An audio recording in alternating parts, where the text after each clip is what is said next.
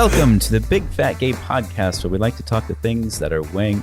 talk about the things weighing on our minds. I'm Michael, I'm a chaser, and today I would like to wish you a happy Daddy's Day, or a happy Sugar Daddy's Day to our wealthier listeners. Go out there and find your sugar baby. Oh, it's a lovely thought, Michael. Thank you. Yeah, I thought it was. My name is Don Marshall. I am a chubby guy living in Hollywood. And I would like to wish our listeners a happy Daddy's Day and say that I'm available for sugar of all kinds. Sugar and water. I'm Dan Oliverio. I'm an author and a public speaker and a chubby chaser. And can't even remember that it's Father's Day. There's just so much going on. So that's like, oh, right, Father's Day. We do that every year. Is that right? Okay, good. It's like the 10th last thing on your mind. It is. Sorry. I'm Trevor Keyson. I'm a super chub, and I am celebrating the life of Fat Thursday, comedian of the golden age of Hollywood. Fat who? Fat Thursday. Fat Thursday is a weird thing from when I was in college. Me and one of my friends had complicated relationships with our fathers at the time. And I don't know where it came from, but we would celebrate the life of Fat Thursday instead of celebrating Father's Day. Can I join you in celebrating Fat Thursday? I think I'd prefer that. Awesome. Oh, Lord. So how's... To our listeners who haven't figured it out yet, our topic today will be Father's Day. Don't worry. It's not like that. Yeah, no. Keep listening. Come back. Or fat fathers. Yeah, we're going to be talking about the portrayal of fathers and specifically fat fathers in mainstream culture. And daddies. What they've done. And maybe dad bods. And dad bods. And maybe touch a little bit on some of our own experiences with fathers, our own or other people's. I mean, once again, we're wandering into danger territory. Yeah. It's not that we want to have sex with our dads. We want to have sex with your dads. Again. Thank you for clarifying, Trevor. I'm glad we could. Oh, my God. How's everyone doing on this? What week are we on? Is this like week 12? This is our 25th show, I think. Or week 13? Oh, that. Of quarantine. It's just question marks at this point. 2 weeks ago, Michael and I did Fat Kid Yoga Club on my birthday morning, which I don't think we talked about. I don't think we did either, because the next episode was... Oh, hold on. All right. Back it at it. Yeah, okay, well, we just jinxed ourselves. My audio on the computer stopped working, so I'm now on my phone. Sorry, everybody. We're going to continue to try and solve these problems. Yes. Onward, I say. Onward. Yes. Onward, indeed. So we were talking about doing a Fat Kid Yoga Club, or is it Fat Dude Yoga Party? Is there like a difference? Weird Dude Yoga. It's via Fat Kid Yoga Club. Michael and I did it. We did the thing. Yeah, we did the thing, and it was nice for me. I mean, we're on West Coast time, so it's a little earlier than I'm used to waking up. But it was really nice. I was sore afterwards. It was a reminder of how little exercise I've gotten during quarantine.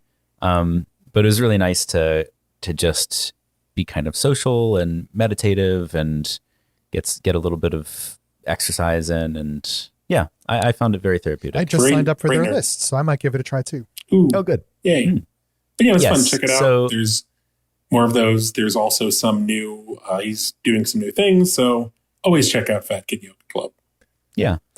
And he's also been extremely supportive. I think he's been donating the proceeds to some of his lessons during the month of June to Black Lives Matter. So there's a lot you can support just by participating. Mm-hmm. That's awesome. Great. Mm-hmm. So Trevor told me a story this week. This is a follow-up on the journey of my mom not listening to the podcast. She decided to give it a listen. We were talking the other day, and she said, "Oh, I checked out the podcast. I listened to the Black Lives Matter episode because I thought it'd be a good way to get some information and dip her toe into the podcast without getting nice. Without her hearing about fold fucking. Yes. The infamous fold fucking episode. Which if she decided to, if she's listening now, she's probably tapped out again. But she was describing. So it's safe. She was describing to me listening, and we got to the point where we were talking about being fat at a protest, and then her listening got interrupted. She got a phone call, but she got stuck on. Dan was describing if you have a larger body, you can kind of use yourself almost as a shield, but also you'd be a larger target. For some reason, she went to this place, so she's describing this, and she's like, well, so, I know I said I wouldn't butt in, but I have to say, I think you should start wearing suspenders. And my brain just kind of like shattered. And I was like, what? I don't even know what. And she saying, well, if you were at a protest, someone might try to pull down your pants. But if you're wearing suspenders, they won't be able to pull down your pants. The look on Don's face right now is everything I ever wanted. And I was so confused. And why? It makes perfect sense. Well, and then I was like, well, I mean, if I was wearing suspenders, they could just like snap my suspenders. Aha. And if I'm wearing suspenders, the pants I have are going to be, bigger and more loose fitting. So it's more likely that they'd be able to like snap my suspenders off. Baby, I just love that you're taking the time to walk through it. That's really great. I'm so confused. Why would people at a protest want to pull down anyone's pants? I'm very because confused. apparently the biggest danger at a Black Lives Matter protest is being pantsed like you're in the fourth grade. Yes, not getting hit by rubber bullets or tear gas or Being getting pantsed. beaten by the police. I mean, the fact that I was pantsed twice while handing out water is purely coincidental. Some might even call it a benefit. One, I just don't. There's something about me where Dan, I was so excited to tell Dan this story because there was a point where I don't even know how we got there, but I was describing to Dan, if you could freeze time. Oh, yeah. One of the things you could do is freeze time at like the Super Bowl and pull down everyone's pants and then start This time is back like up. This is Trevor's wish for if he had a superpower, it would be to stop time so they could pants a stadium full of 100,000 And people. it would be something where it would be so shocking and confusing, but also kind of mundane. But so it'd be these two camps of like, oh, that was a weird thing that happened. Then people like going down the rabbit hole of how did all these people get pantsed? Basically gaslighting Super Bowl fans. Yes. But so apparently this weird obsession with pantsing or the See, fear the of question being I have pantsed- is, if you're freezing time to do this, are you also going to take the time to go to everybody's house that's watching it and pants them too? Oh, God. Well, No, but that's a lot Only of the people watching, though. Yeah. In my marriage to Trevor, I have noticed that pantsing is a recurrent family theme. And I commented on this, and now Trevor's begun to take me seriously. Well, only because it was like my brain was pantsed when she said this. And I do appreciate the concern and the like. I'm imagining she had these vivid images of like me at a protest and like two guys holding my arms and like me fighting, and then like each like two more guys come up and each gets one of my pants like and takes my pants and like no, my pants. So I told, full disclosure, I told a friend of mine this because it was just too funny. How could you not? And he offered a piece of advice, which is that I didn't know this, there are under the clothes suspenders that only go down your back, under your clothes that only hold up the back of your pants. So you could wear the same pants you have under your belly and then have the suspenders under your clothes where they What wouldn't do be they easily hook accessed. onto? It's like a strap. It's like a gun holster strap And over your arms. But instead of a gun, it's holding up your butt. and people I had will- no idea. I had no idea that pantsing required so much engineering to counter. Yes, this is a serious issue. Dan, have you not been paying attention? people will think you're some kind of superpowered human because they'll be trying to pants you, and they're like, What's wrong with this guy? I mean, I guess I've been distracted by police brutality and racial inequality. I had no idea this issue was going on simultaneously. Look, you got to keep up. There's a lot of things wrong in the world. But so after this, I just don't know how to react to any of this. Exactly. My mom decided that she is not going to listen to the podcast because if this fixation was a thing, who knows what from just us talking about protest and her getting worried about people pulling down my pants. That's surprisingly lucid of her, considering where this all came from. Yeah. So I got to say, a lot of people seem to have reached the Valentine's Day episode recently. I've gotten a lot of very strange texts and messages out of the blue.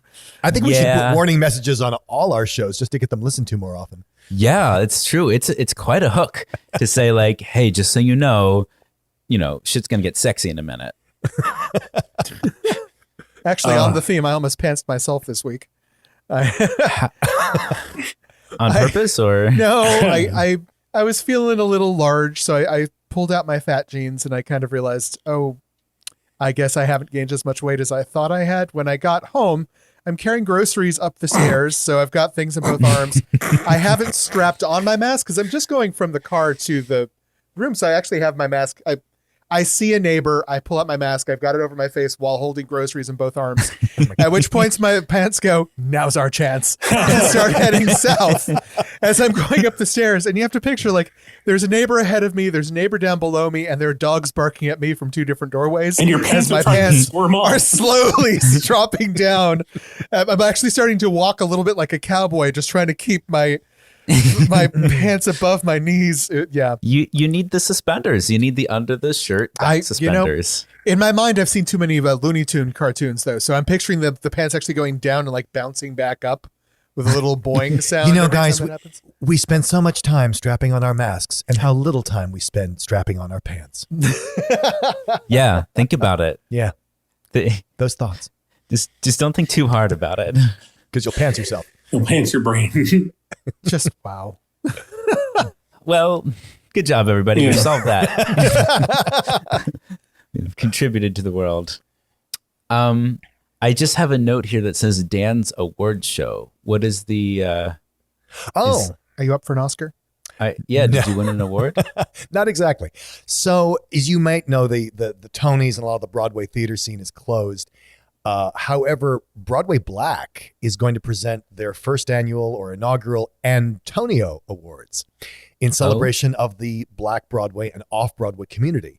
And they're going to broadcast this, I guess, on YouTube, Juneteenth at 7 p.m. Eastern Time. And the event's going to have a pre-show with a virtual red carpet and original musical numbers and star presenters and performers. And the nominees were selected and voted on by the public in early June. But Broadway Black has said that the Antonios honor the contributors to Black theater, from actors and to stage and company managers, administrators, and costume designers. Everyone in our community deserves to be acknowledged for what we hope to be a funny, authentic, celebratory event that is for us, by us. And some of the presenters include Audra McDonald, who's I don't know if you know from Ragtime and Masterclass. She's a 6-time Tony Award winner. Of course, The Good Fight now. Yeah, that's right. Titus Burgess from, of course, Everywhere. I love Titus. Alex Newell, who's from Glee and Zoe's Extraordinary Playlist. And Aisha Jackson, who is on Broadway as Anna in Disney's Frozen.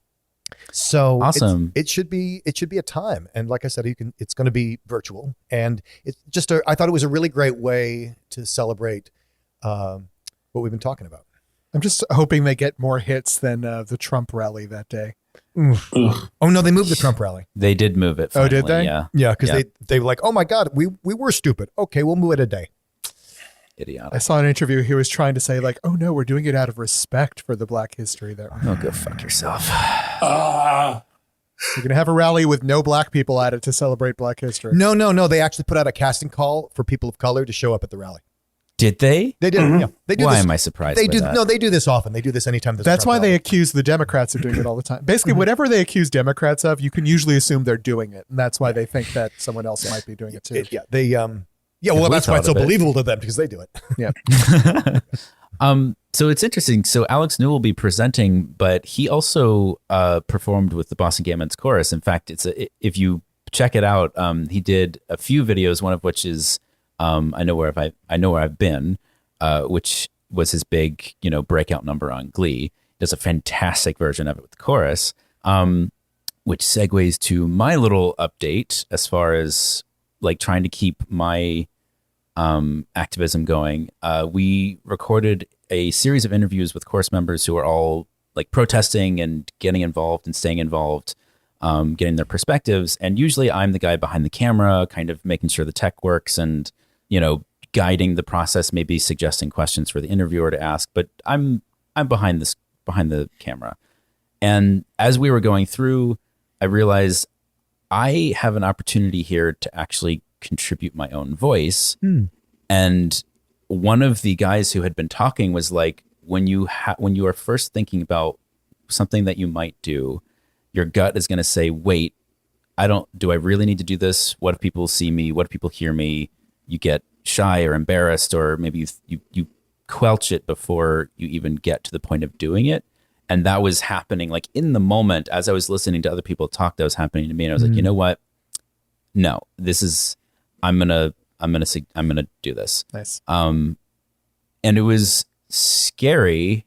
And it's so funny because it's such a safe environment for me. I've known these people for years and years, but to put your voice out there is not easy, but I felt really good about it afterwards. And I think it's actually like a good contribution to the video we were doing as well. My point of view was like, I don't normally do this. This is new for me, but I'm going to try and do it anyway. That's really great. I find myself in the other position, which is I'm often the guy with the mic. And this has been an opportunity for me to say like, you know what, maybe I should pass the mic. Mm-hmm. Maybe somebody else needs the mic a little more than I do. Yeah. Enabling, and giving other people a platform. I noticed that there's a notice that the show Mr. Iglesias is coming back for a second season, and I haven't seen it, but I think Don has. If you know Gabriel Iglesias. I did. I love Gabriel Iglesias. I think his stand-up is some of the best out there. I love the man. If you don't know who that is by the name right off the bat, he's Fluffy. So a lot of you may know him as Fluffy. Beautiful, big, fat Hispanic guy who does some great humor. The brain on that guy is amazing. I freaking love his mind. Have we ever talked about that makeover show, the Making Over Comedians? I wish. I should remember the name of it. He did an episode with Tan from Queer Eye for the Straight Guy. Yeah.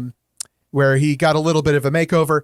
It was sort of a joke makeover though, and I was a little disappointed. I mean, it was funny. He didn't really love the clothes that he was being put in, so he was making jokes about it, about being uncomfortable. Yeah, but I think they leaned into that. My takeaway was like, so the guy is doing what he believes is like a legit makeover for like to up Gabriel's style, and Gabriel's not really feeling it. But then they talk about why, and part of why is that I think it's a relatable issue where he feels more comfortable in clothes that he can swim in a little bit and not be as form fitting. And I think they leaned into the actual issue as opposed to just skirting around it with jokes. Yeah, I wouldn't call it a joke makeover. I think the thing of it was that he, like a lot of people, just not comfortable in clothes that actually show your body, more comfortable in clothes that hide the body. Yeah, when I watched it, it was definitely not awesome for me because I'm like, okay, they're dealing with a lot of issues I have when I'm dressing myself. I liked it because he was really vocal about like, you look sexy right now. Like you are a fan. You are just glowing. And I love bringing out the sexiness that you already have with these clothes that can accentuate what you look like. Like he did not shy away from sex appeal. Yeah. And I think that's the opposite of what we get like in someone like Tim Gunn, the fashion expert, who is all about, and this is really good because it conceals, it hides, it doesn't showcase it. It's all about, strategic, don't look at this.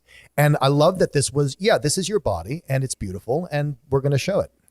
That's it. Although I love his stand-up and I love him in general. Every time I've heard him speak about anything, I think he's amazing.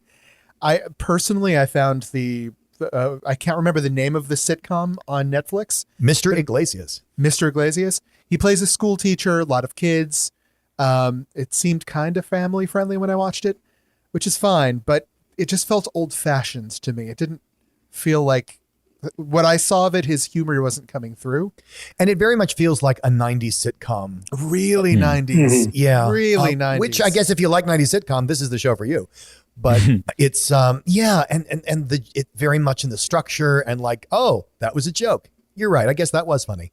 And I want to support him because he's wonderful. And I love that the other thing that's really great about the show is that the idea is that he's going back to his own high school, like the character's high school, to be a teacher in this low-income, low-opportunity school district. So most of the cast is people of color. And I love that there's more people of color on television. I just wish it was a better show for them.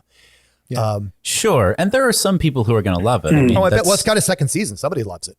Yeah. I think there is broad appeal. I mean, there's a reason those kinds of sitcoms were popular. So I think it'll be successful. It's not necessarily my thing, but I really love that he's getting that kind of work and that kind of. He deserves every success that comes his way. I really like absolutely, it. Absolutely. Well, and we were just talking about when they cop out for studios when they in casting fat people is they're not famous enough, and this is how you get famous. You're on a television show. Mm-hmm. So Trevor, do we have a Lizzo Watch today? We always have Lizzo Watch. Cue the music. It's Lizzo Watch 2020. So not to turn. I wish you could see him tap dancing. Not to turn Lizzo Watch into Lizzo TikTok Watch, but there has been some fantastic, lovely stuff coming from Lizzo. Did you get the video of her addressing the haters? Yes. Hey, so I've been working out consistently for the last 5 years, and it may come as a surprise to some of y'all that I'm not working out to have your ideal body type. I'm working out to have my ideal body type. And you know what type that is? None of your fucking business, because I am beautiful, I am strong, I do my job, and I stay on my job. So next time you want to come to somebody and judge them whether they drink kale smoothies or eat McDonald's or work out or not work out, how about you look at your own fucking self and worry about your own goddamn body? Because health is not just determined on what you look like on the outside. Health is also what happens on the inside. And a lot of y'all need to do a fucking cleanse for your insides. Namaste. Have a great day.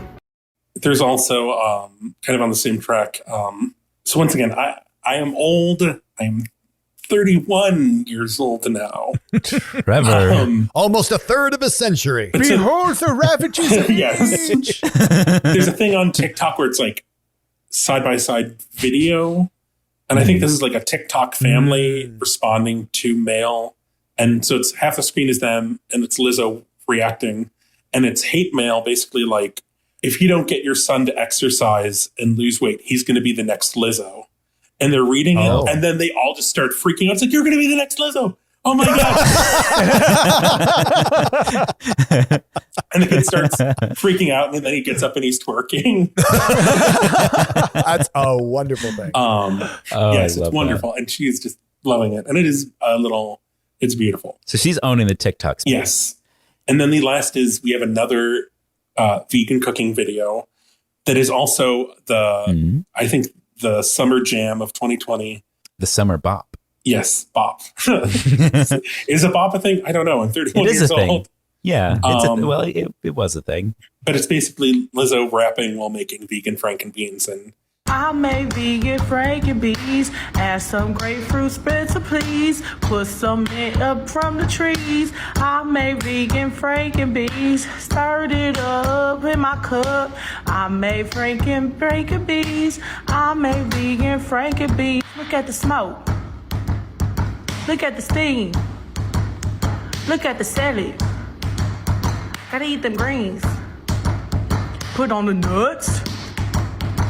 What's up? Can't forget that cat. I just snorted a little when I left.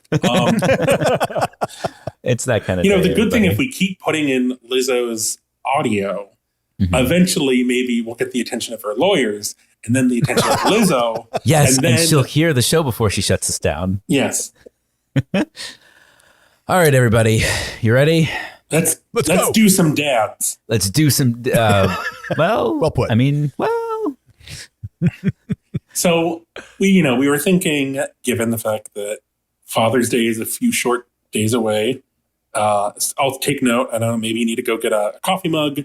I know in my family growing up, we would like to take ties that my dad left when he moved out and re-gift them to him on Father's Day. Let's go out on a limb and just call it a little passive aggressive, but that's okay. I mean, I'm surprised at that point. I'm surprised you didn't just pants him. I feel like that probably happened at some point. Of course it did. That was the pantsing of 1982. I'll share my favorite. This says a lot. My favorite memory of my dad is Christmas Eve, I think it was Christmas Eve. My parents were. It was the first year my parents were divorced. We were spending Christmas with him in a hotel, and he had gotten me this. I wish I could remember the name of it. It was like a joke company, and they did kind of jokey, sciencey books and gifts. And this was Icky Poo, which was I remember that. Yes, it was a giant version of those sticky hands you get from vending machines. But basically, imagine like the thickness of like a hot dog. Like it was a sturdy, giant rubber hand. And the book had different activities you could do with it, and including like see how much you can stretch it. So my dad had one end, and I had the little fist end, the hand. And we're stretching it open out. window. And what do you think little Trevor's going to do when it gets across the room? Yes. Do it. I let go of the hand, and it flew and snapped back and hit him in the nuts. And he crumpled to the floor like, oh. Merry Christmas. Happy Father's Day. See, Trevor. the only way to make that better is if you had pantsed him afterwards. Yeah. Well, I think he made it through the pants quite well. Yes. The pants served no protection whatsoever. But so that kind of is a good lead into, hijinks, comedy, and fat dads, because my dad was a fat dad. And sitcoms. Like there's as we were kind of going into this, we were talking about the trope of fat dads and sitcoms. And there's a lot of them. I would go out on a limb and say majority of them. Yes. Well, do they have kids? Like I'm trying to think, like I'm thinking of some fat dads, like I think of Jackie Gleason in The Honeymooners, but he's not a dad. And I'm trying to think of, just help remind me, give me a fat dad out there in TV land. So Homer Simpson. I think Homer Simpson, Peter Griffin. King of Queens. Okay. Is he a dad? He has kids? Does he have kids? That's what I mean. I think so. I think eventually he has like a newborn? Yeah. I haven't seen enough of it. Carl Winslow from Family Matters. The dinosaur dad from Dinosaurs. Cam from Modern Family. Mm-hmm. I mean, Sure. applies. Yep. Phil from Fresh Prince. Yes. I mean, we've got a whole list, but a lot of these are. So you John got Goodman. Fred Flintstone. John Goodman, definitely. Yeah, the icon of fat dads. Oh yeah.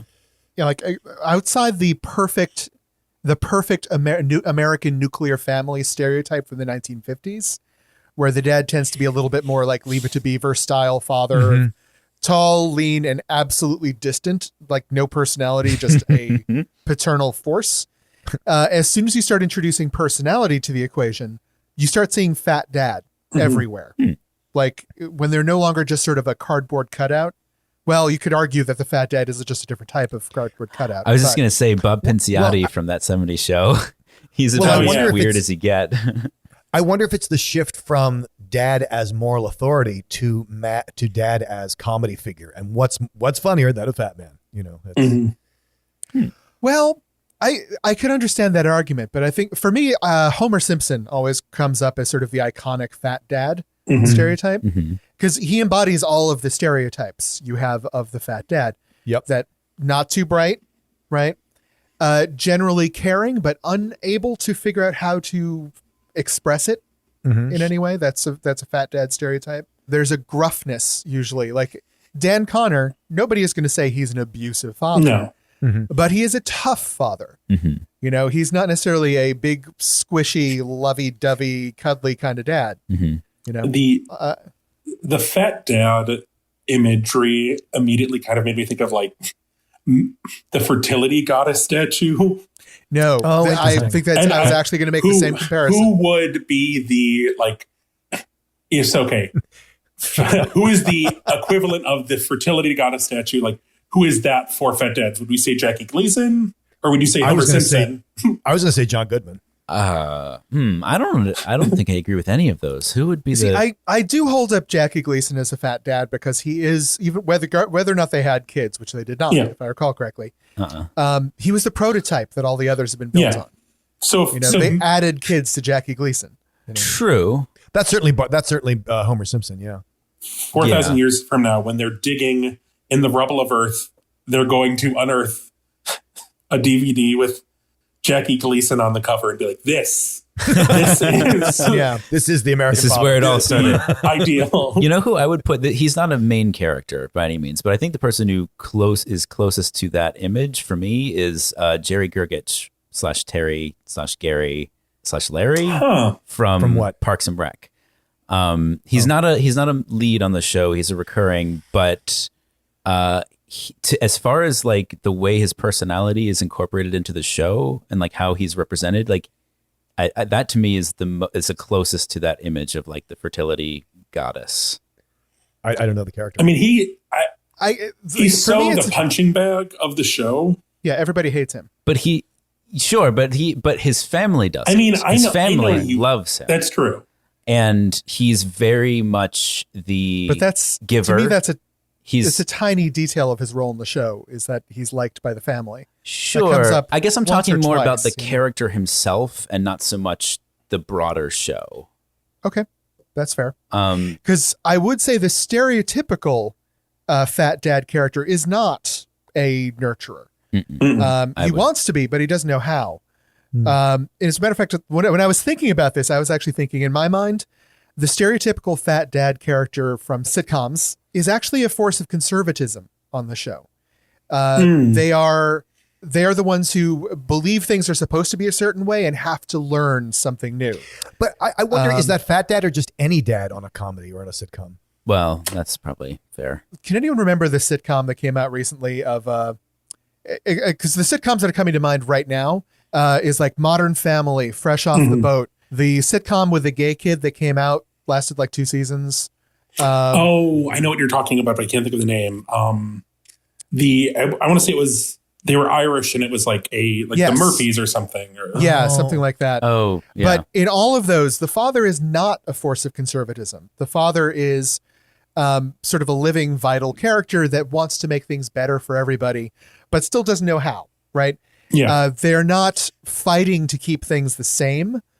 In most of those, it's actually the mom is the force of conservatism, trying to keep things. And to me, one of the reasons for this, I think it's a physical manifestation of that conservatism in the writers' minds by trying to make them a symbol of stasis, something that doesn't move, is unmoving, right? Yeah. So when you start taking that into consideration, I think it's interesting to see how it's the nurturing conservatism that needs to learn and grow. Well, and I wonder if it's more than that, Don. It's not just immovable; it's slow and behind, which is definitely a fat stereotype. So I haven't seen much of this show, shock and surprise. But what do you guys think about Phil from Fresh Prince? Where does he? Because my impression of him is that he is fairly nurturing, but I haven't seen enough of the show to say for sure. I would say he's nurturing, but he definitely is he's a judge. He's conservative. I think he sees himself as the rule of the house, but he is always willing to kowtow to the mom. And he's trying to he's the anchor to keep the zaniness in check, because the whole show is about all the kids and everybody else is being zany. But he's also a representation of what things are supposed to, quote in air quotes, the way things are supposed to be. Yes. The Fresh Prince's mom sends him there for normalcy, for stasis, for safety. And so in a lot of the show, his role is supposed to be presenting the way things are supposed to go, the way things are supposed to be. He is the past, the Fresh Prince is the future. Yeah, I think that's fair. But I also think, again, I'm not. I think any any older younger pairing might demonstrate that. Yeah, I was going more for somebody who is nurturing and caring versus disconnected and abusive. Yeah. I still think even Archie Bunker, right? Let's go back to All in the Family. Even though he is a curmudgeonly, awful human being, right? When he's confronted with the humanity of one of the objects of his criticism or disgust, often backslides towards liberalism and towards seeing them as a human being and growth. So while it is a symbol of conservatism, a symbol of unchanging tradition, but it wants to nurture. It wants to be better than what it is. That's part of the trope. I think in that it's Jackie Gleason in The Honeymooners is Fred Flintstone, is Homer Simpson, is King of Queens, is the Life According to Jim, whatever that Jim Belushi one was. You have that static, you could take any of those characters, drop them in one of the other sitcoms mentioned, and they'd fit in just fine. I think you start seeing the change with Cam. Cam is a character that is actually very different.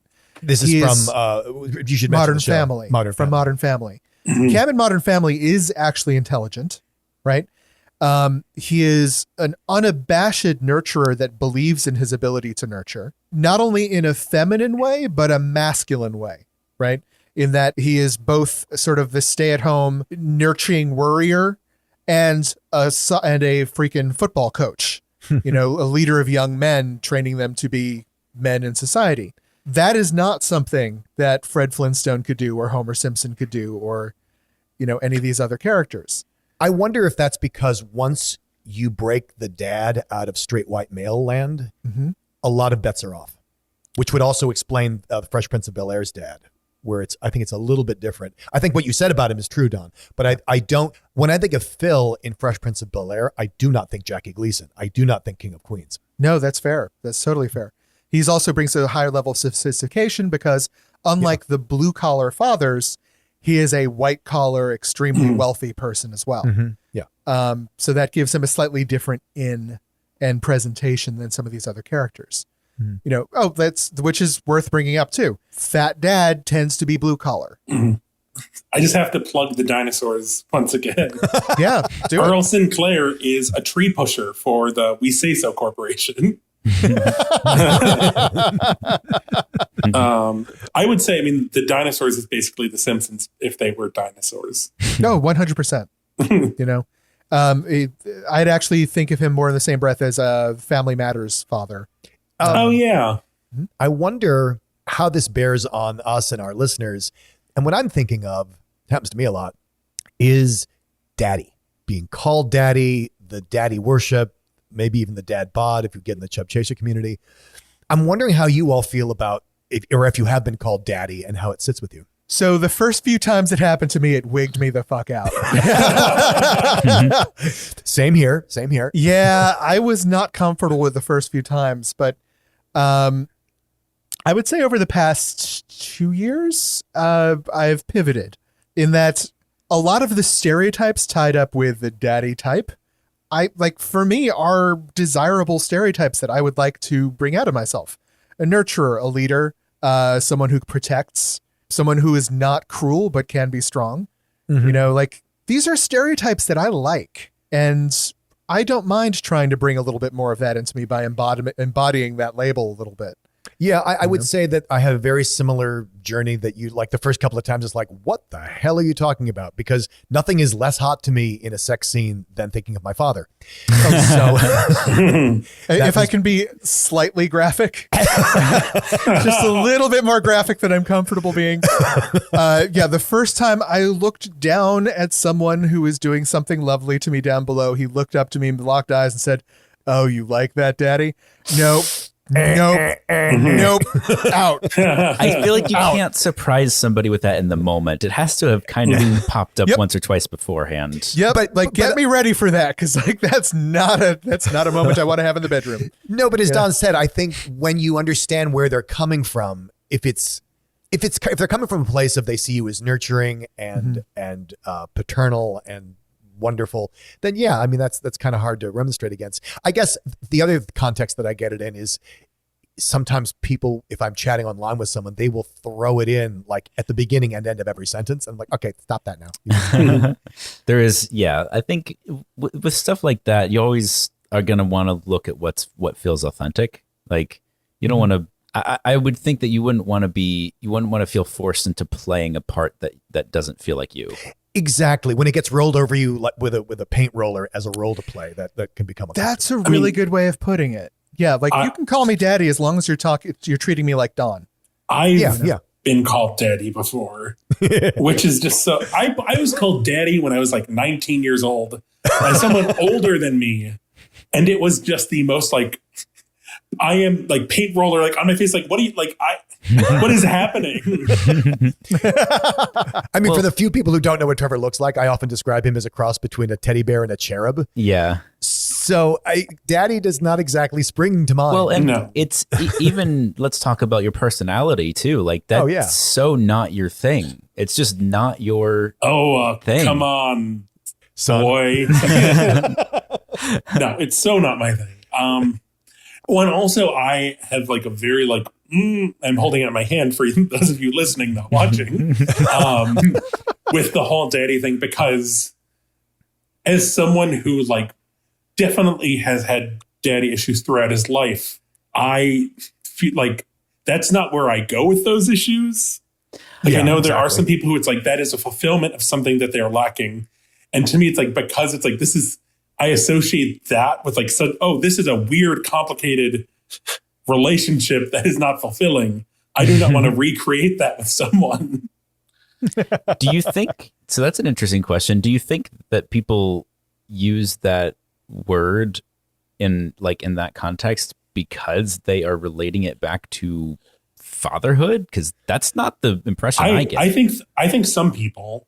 I think, for example, something that happened to me, something I talk about when in personal ads is you got to know what you're selling. Like, even if you don't see yourself this way, this is how other people are seeing you, so I know that a lot of guys like the paternal and nurturing aspect of me. And I was with a guy and we were just being really tender and intimate together. And he just started crying because, I mean, I hate to put it such a fine point out, but kind of because I was representing the dad that he always, I mean, not the father, but that energy, that paternal nurturing energy that he always wanted to be close to and never could be.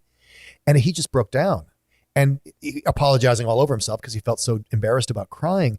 But that was kind of moving for me. And to be that for someone, even when I don't see myself that way necessarily, that was really kind of amazing. So it wasn't creepy because I didn't feel like I was his dad, but I definitely understand what he was responding to and the nurturing and the kindness that he was searching for. So I don't think they're trying to recreate the father relationship, but I think in many cases they're trying to find that relationship or fulfill that. Yeah. That's an interesting point, because I do wonder if being fat and gay can set up additional roadblocks to father-son relationships for some people. Because I know when I was growing up, like, I think my parents knew I was gay when I was like 6 months old. I think they knew. Was that I'm Rainbow imagining Battle? Don's like roller skating around singing Xanadu. You're not too far off. I remember playing Xanadu with the neighbor girl when I was Oh my God. Well, we also played Shazam and Isis, so my parents didn't know which way to jump. And which one were you? I was Shazam. Thank you very much. I would look terrible in that little white mini skirt. That's all I'm saying. But like, I spoke to my father about this at one point, and the gay thing actually for my dad wasn't much of an issue. Like, I can't remember if I mentioned it on here before, but when I came out to my father, he tried to hook me up with his electrician. Like, that's my coming out story, right? And you were 12. I think he just wanted a new audio system in the living room, but the fat thing was not something he was great with. Like, that was not something he saw in himself. So like, me having that was something that I think offended his self-image. So I wonder if there is sort of a different set of daddy issues that come along with being a fat gay man. I don't know. Interesting. Trevor. I mean, well, speaking on that, so like I mentioned earlier, my dad was a fat dad. So I think that was something where it's like, I think it was weird because I think he was dealing with his own body issues, but my dad never really made me feel bad about my body. Okay. I remember, I think the only real memory I have, like any kind of thing with that, was being at like the Boy Scout Emporium store when I was in Boy Scouts for a year, which like that was terrible. But having to get special like fat pants For the uniform. because it's like the uniform store and also like whatever some weird Boy Scout supplies. The neckerchiefs. I Yes. remember that. I wore the actual Boy Scout uniform, but I looked like a sausage scout. It just Yes. was But like not the issue of trying to find fat Boy Scout pants, but it not being made into an issue. right. That's cool. Yeah. I do wonder though, because I think the way we see ourselves portrayed in media is, and this is no surprise to anyone, I think, is formative, right? We find people we want to be and pattern ourselves after them. Or see And- who you're going to be based on what you see. Exactly.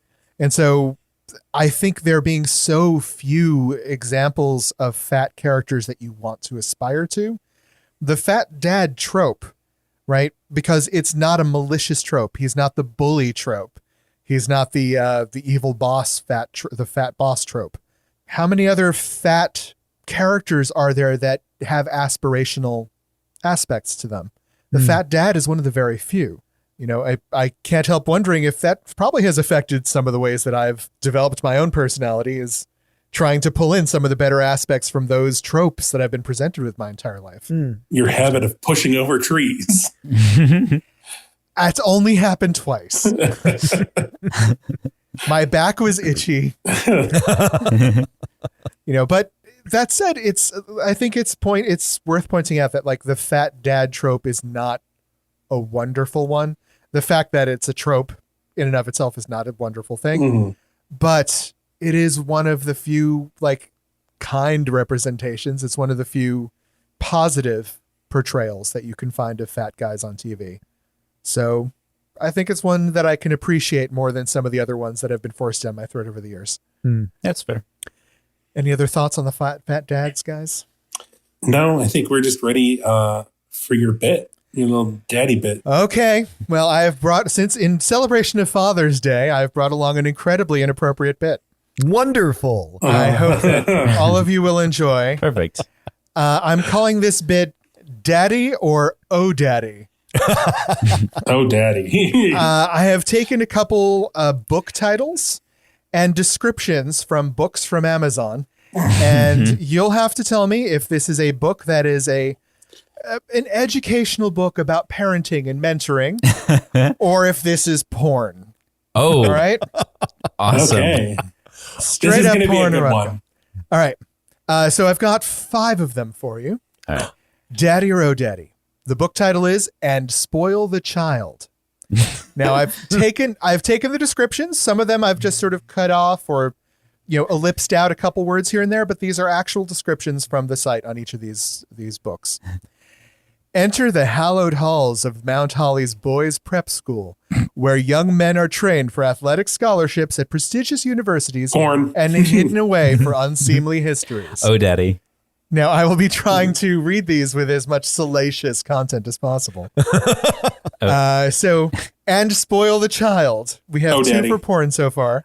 I can't see how that isn't porn. Oh, daddy. Yeah. All right, you were all correct. That one is porn. Yes. I wanted to lead off with something easy. All right. The second one, Made for Me. From a child's first uttered dada to his first unsteady steps, nothing can adequately convey the joy of watching. I think Daddy. that's parenting. Daddy. That's parenting. Yeah. Yeah. I think- You are correct. The finish of that sentence is the birth and growth of a new child. Yeah. All right. Well, maybe how do you finish that sentence to make it porn instead? The birth and growth of a college freshman on the lacrosse team. All right. The next one, book 3, Dude to Dad. Dude, relax. You're going to be fine. But it wouldn't hurt to get a few pointers, a roadmap of what lies ahead. And that's what this book is for. As much as I would Daddy. like it, as much as I would like to be, it would like it to be Oh Daddy, because that would be a great book. I think it's a dad. Yeah, same. I agree, Daddy. You are correct. That is a daddy book. The full title is Dude to Dad, The Diaper Guide to Pregnancy. Oh, But that is, I took that verbatim from the description. Yeah, I think that needs to be rewritten for the other way. All right, we're going to get a little more vague here on some of these. Daddy and son. A son is reluctant to camp with his soldier stepdad. Oh, Daddy. oh, Daddy. Oh, Daddy. You are correct. Oh, Daddy. That one, I trimmed that one down as much as I could, but No, it just leaks out everywhere, no matter what. It's yeah. all right. Maybe we should go. And our final book. So far, you guys are 4 for 4. Let's see if we can bat 100 for this one. Manhood for Amateurs. The pleasure and regrets of a husband, father, and son. I'm going to say That's Daddy. actually intriguing. I'm going to say Daddy. Yeah, I think that's parenting or growth and development. Yeah. Although, Oh, damn it. Yes, you're all correct. 5 for 5. It's amazing how much some of these... there's the porn is definitely leaning into that vibe. Yeah. Oh, yeah. How many different daddy porn books did you have to go through to find the ones that would work? They're actually sort of, there are a lot of them. But when you start taking into account the actual descriptions, the descriptions make it impossible to pass it off as... Like, the titles were fine, but the descriptions were like, Daddy bangs his little boy up against the... Like, no. I can't repackage that. There is no way to do this.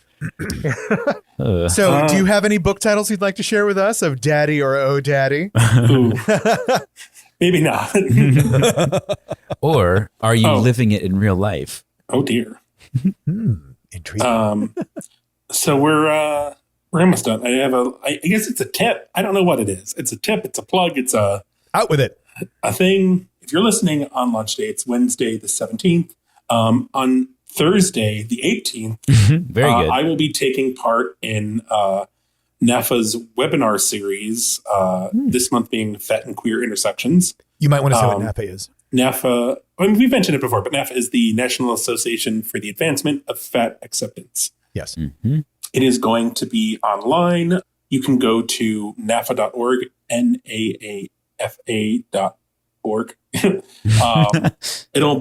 It's going to be online. You can get more information there. It's going to be at 8 p.m. Eastern, 7 p.m. Central Time, 6 p.m. Mountain Time. I don't know who lives In the mountains. I don't know if we have any listeners in the mountains. Probably. Or Oh, 5 yeah. p.m. Pacific Time. Isn't Vegas on Mountain Time? Oh, No. They're not? Who? Oh, wait. If you're on Mountain Time, tell us. Yeah. No, I think it's like Colorado. And It's going to be me with Yarrow Helporn and Andy Duran. It's going to be fun. Kind of like a broadcast Zoom session kind of thing? Yes. Although I don't really know what their software is, so I didn't say Zoom because it's probably Zoom or something. Cool. Or something. Nice. And while we're plugging our own side projects, my old podcast, Geeks On, Ooh. has gotten together again. oh, that's right. Oh, is it? You mentioned that. Is it a recurring thing now? It will be a recurring thing in the near future. We're recording Wow. another episode tomorrow, so we're not necessarily going to be weekly or even bi-monthly, but we are going to be putting out fresh content. But our latest video, now we are doing video, What? is The up. future. I know, but we're up on YouTube. Do a search for Geeks On. And one of us is also putting up amazing videos on how to create geeky things. So he created a massive set of wings for a friend of his to cosplay with.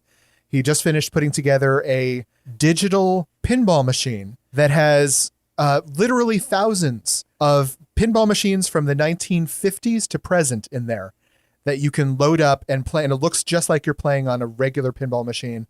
And he has a video up on how you can make your own. So Cool. lots Well, of fun. as long as we're plugging side projects.